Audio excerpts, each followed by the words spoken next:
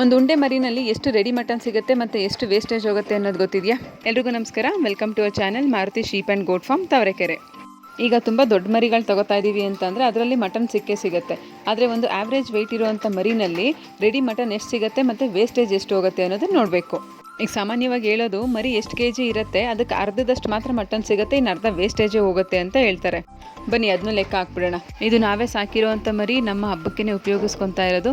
ಇದ್ರ live weight ಬಂದು 26 kg 400 gram ಇದೆ.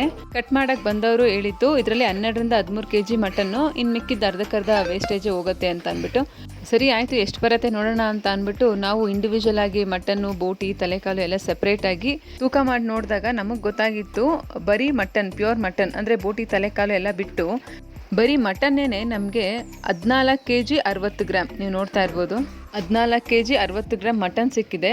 ಮತ್ತು ಇದ್ರ ಜೊತೆಗೆ 900 ಗ್ರಾಮ್ ಕಾಲು, ತಲೆ ಬಂದು 2 kg 230 ಗ್ರಾಮ್, 2.25 kg ತಲೆ, ಮತ್ತು ಬೋಟಿ ಬಂದು ನೀರು ವೇಸ್ಟೇಜ್ ಎಲ್ಲ ತೆಗೆದು ಕ್ಲೀನ್ ಆದಮೇಲೆ 1 kg 900 ಗ್ರಾಮ್ ಬೋಟಿ ಸಿಕ್ಕಿದೆ.